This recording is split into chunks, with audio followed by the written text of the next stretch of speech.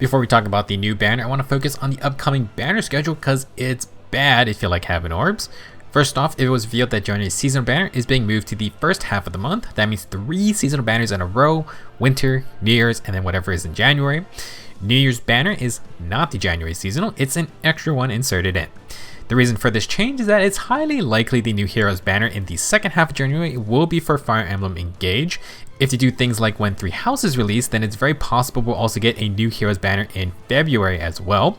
Valentine's may come first, but I fully expect a second Engage banner incredibly soon regardless. Now, since we have 3 seasonal banners in a row, that does mean 3 Tempest Trials. That's roughly 120 orbs just from those events. However, in December, we still have the Legendary banner to go, and then they are throwing in another double Special Heroes banner. Usually they double up in October and November, then skip to the new year, but there's a third one in December too. Yikes. If you need to plan your spending and are patient, you will be able to see all of these banner lineups before this winter banner is over. Might be worth waiting if you are concerned. Let's now discuss the next banner in our Holiday Orb Onslaught. For the Holiday Handoff Winter banner, you can get Annette, Dorothea, Black Knight, and Harmonic Cordelia and Selena. Some notes: Annette and Dorothea are going after 3 Hopes iterations, and for the sake of game mechanics, that is Selena, not Severa. Today we'll be going over everyone's new skills and talk about their general playstyle and builds. Like last year, to get in the Christmas spirit and to totally not drain all your orbs, we have 3 Spark opportunities for this winter banner. I'm actually not sure if you need the Fate Pass for this one. Usually you do, but it usually also specifies if it's required, and it doesn't say it for this one. Double check in-game if this does interest you. The 4-star focus for the banner is going to be Winter Annette. You can get her at 4-star and 5-star rarity. Winter Annette is an armed archer with 43 HP, 43 attack, 23 speed, 40 defense, and 41 res. She has attack and speed super boons, although not sure how much you want extra speed here.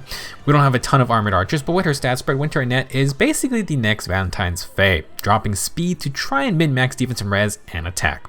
Very bulky archer, although she'll get doubled quite a bit. Annette does have some tools to alleviate her low speed, but you could also try to do a more damage-oriented route. For old skills, Annette's going to come with Moonblaster Special and Attack and Res Ideal 3. This Ideal Ace goes on a couple of heroic rail units and at least in the demo pool. Annette's rare skill is going to be Crafty Fighter, Quick Repose Armor B skill that also gives the user guard. Very nice skill.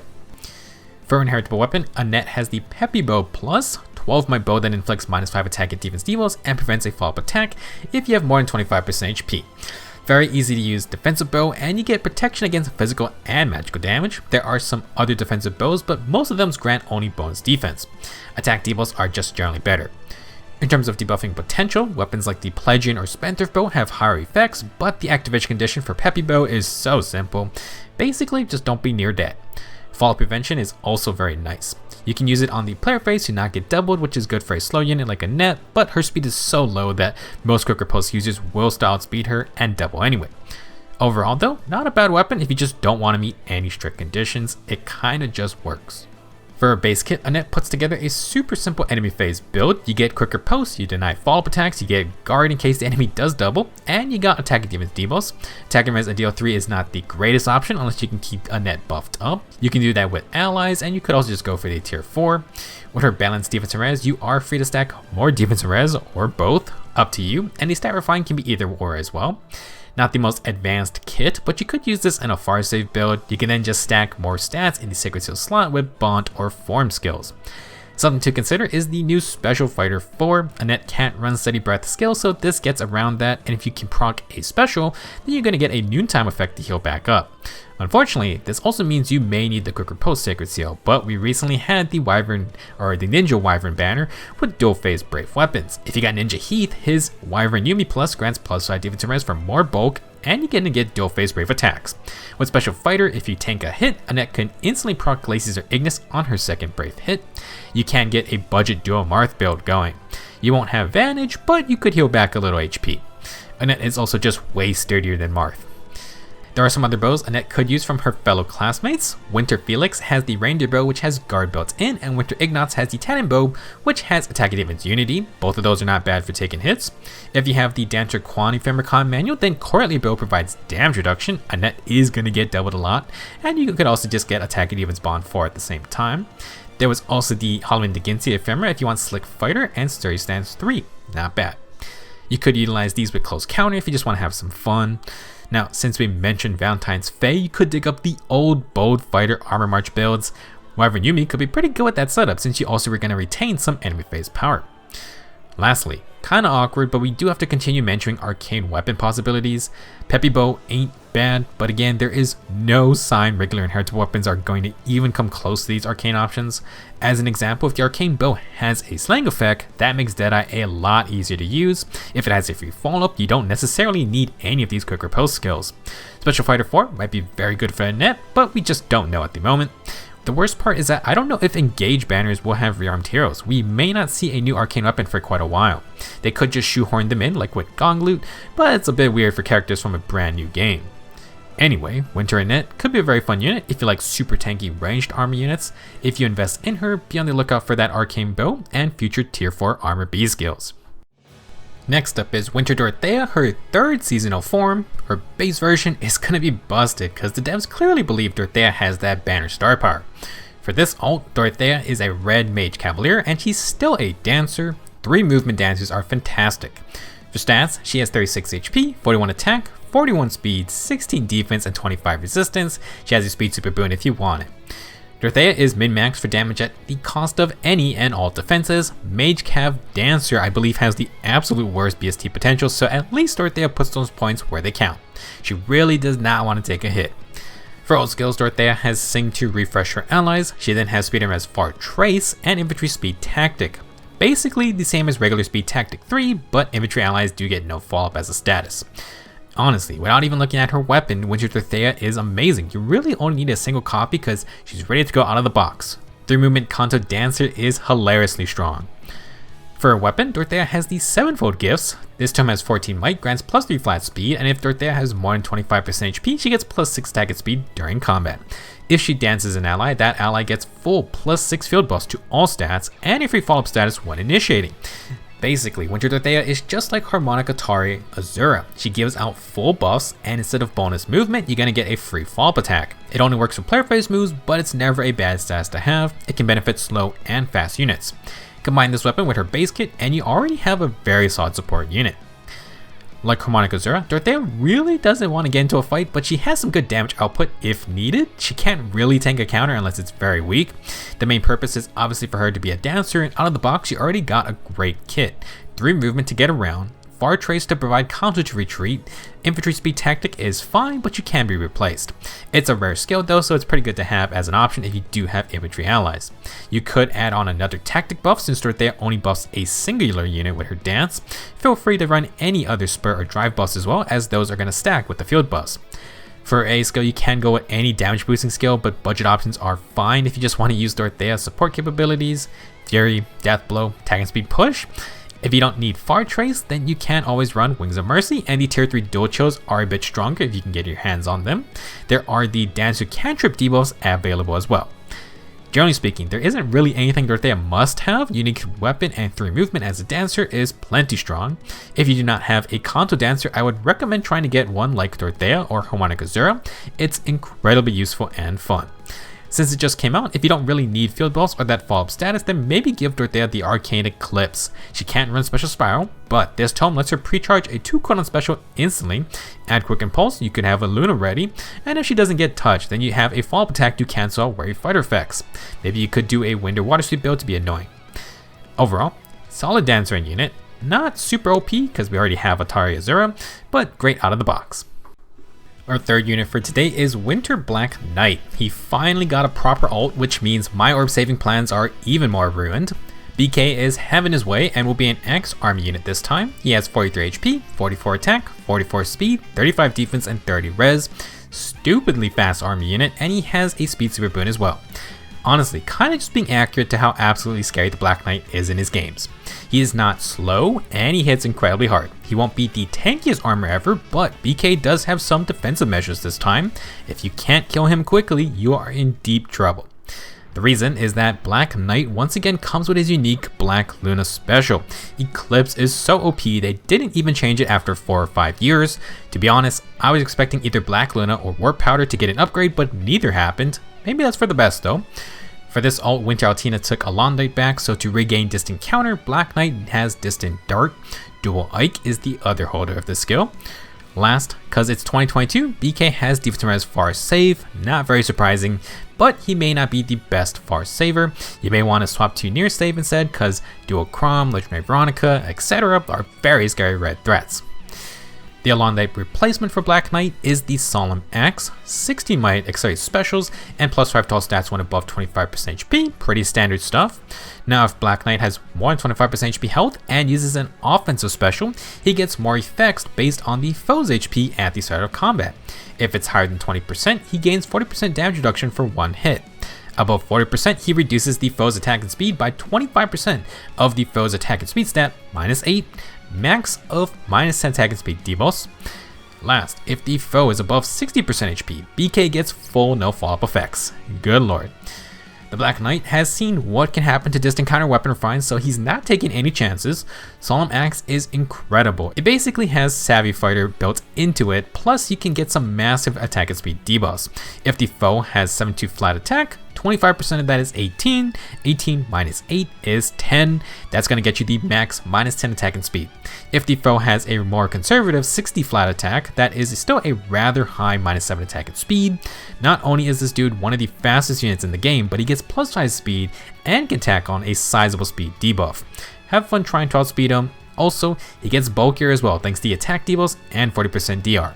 You can't double him with free follow-up attacks, and you can't stop BK's double unless you match his speed.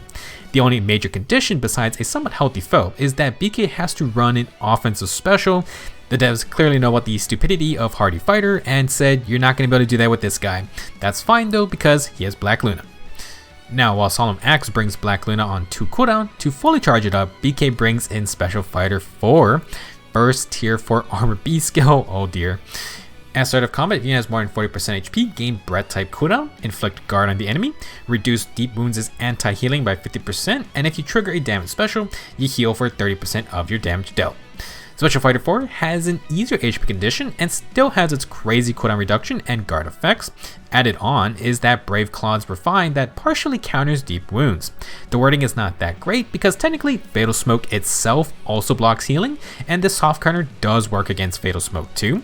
Additionally, it only works on in-combat healing. If you have Mystic Boost, but Deep Wounds is active, you heal for nothing. As for the healing portion of Special Fighter itself, this is basically noontime. This is not Brave Claw's max percentage HP healing, which is really strong. That said, the idea is to immediately counter back with a special proc, thus you're boosting your damage, which then equals more healing. I don't mind this idea for the tier 4 upgrade, but I'm really surprised Special Fighter did not get one or both of the tempo effects. Since you get some healing though, Special Fighter 4 might be interesting for ranged army units. They can't use defensive specials, so spamming and healing off damage specials could help sustain them. Not sure if it's enough though. I suppose we'll have to see if more tier 4 armor skills start to roll in. Overall, Winter Black Knight is looking incredibly scary. His playstyle is basically like before with his Refine. You got 2 cooldown Black Luna, taking a hit with Special Fighter, charges Black Luna, you obliterate some poor soul, and now you're gonna get to heal 30% of the damage. With Solemn Axe, BK gets some more juicy perks though. More stats, more attack and speed debuffs, 40% DR, and full no follow-up if you need to double or just prevent the attacker from doubling if they survive.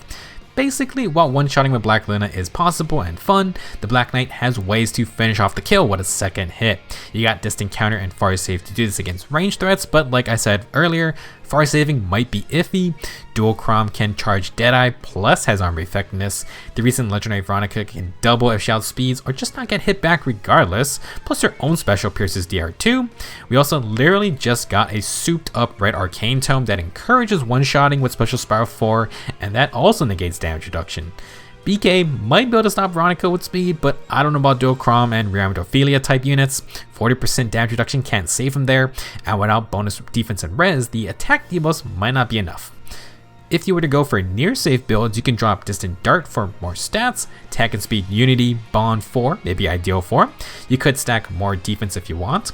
Now, one major issue with Black Luna is that while it's incredibly powerful, damage reduction can prevent it from one-shotting a target. That is a big issue. However, Black Knight can also use Special Spiral 4. We already threw around the idea for the original Black Knight and Zelgius because they can pierce, or that's going to allow Black Luna to pierce any damage reduction effects as well. It also recharges for every single fight afterwards. With his new axe, Winter BK could just run around with Armor March or Assault Troop. He can outspeed by himself, and with Special Fighter, that means Black Luna charges up in time for a double. With Special Spiral, you could run around bonking people with Black Luna and not care about DR. It is a funny and scary thought. We all know save skills are still strong despite Emblem's presence, but if you just want to terrorize anyone, then Winter Black Knight can definitely function on both sides of the game. It's like the old days where you just become a menace with Special Fighter and you outspeed enemies with pure stats. If the armor unit meta ever shifts back to mixed or player phase builds, then Winter Black Knight definitely should be a top contender. If you run into an invested Black Knight, you better not fight him head on. If you like redheads who look similar, then I have some good news for you, bad news for your orbs. Our last unit for this banner is Harmonic Winter Cordelia and Selena. Very cute and wholesome mother-daughter duo. To complicate things, we just had Keldori too, who is actually not related to either of these two. Keldori obviously is based on Cordelia, and all three share the same voice actor as well. If you never played Awakening in Fates, do know that Severa is Cordelia's daughter in Awakening. She is then also in Fates under the name Selena, not to be confused with the Sacred Stone Selena. Severa and Fate Selena are the same person, but Keldori is not her daughter. Don't ask me why this is, let's just move past it. In terms of Fae mechanics, despite them acknowledging the mother-daughter connection, this is Selena from Fates, so they are a harmonic hero. Cordelia will take the reins, and like Keldori, she's a Lance Flyer. For stats, Cordelia has 40 HP, 44 attack, 43 speed, 33 defense, and 23 resistance. Cordelia has attack and res super boons. Wow. Keldori may best her lookalike in speed, but Cordelia has 4 more base attack and that super boon, extremely high base attack for a Lance Flyer, and still very good speed. Cordelia will have a more lopsided defense and res spread, but she really is just focused on damage. She won't be as scrappy as Keldori. For old skills, Harmonic Cordelia has Gale Force and a very spicy pairing of Attack and Speed Clash 4 and Flow Guard 3. Those are some very rare top tier offensive skills. The cleverly named Inseverable Spear has 16 might, exert specials, and at start of the turn grants the warp status and a new dual strike status to Cordelia and allies within 2 spaces. If Cordelia initiates combat or is within 2 spaces of an ally, she then gets +6 attack and speed in combat and breath type cooldown reduction for every action. Dual Strike is my favorite Advanced Wars game, but it's also our newest daily status effect. If unit initiates combat and is adjacent to an ally with Dual Strike, unit attacks twice. That should sound familiar because Dual Strike is going to be a side grade to Harmonic Catria's Triangle Attack. You only need one single ally with Dual Strike to get Brave attacks, but you have to be next to them. Triangle Attack has a 2-space range, but you're going to need 2 allies. Generally speaking, in tight ball formations, Triangle Attack and Dual Strike will function the same. You can attack near allies for brave hits. However, Dual Strike is a bit better for things like Wings of Mercy since you immediately get brave hits just with one single ally. Like Catria, Cordelia provides team-wide warping, and doing any warping to attack means Dual Strike is going to be active. Some people underestimated Harmonic Battle Catria when she first released. I hope you do not make the same mistake here. Now for Cordelia's own comic power, she gets accelerated specials, +6 attack and speed, and full breath type cooldown. Not the strongest combat weapon, but it does assume you're brave attacking with Dual Strike, and then it becomes real good. Like Catria, Cordelia has a powerful harmonized skill to go with Dual Strike if you can activate it, grants +6 attack and speed, Resonance Blades, and gives Treachery to Cordelia and her allies from these same titles for 1 turn. This refers to Awakening and Fates. As a reminder, Treachery is the Blade Tome effect, but instead of granting bonus attack, it grants true damage. I think Harmonic Roy is the only other source of Treachery.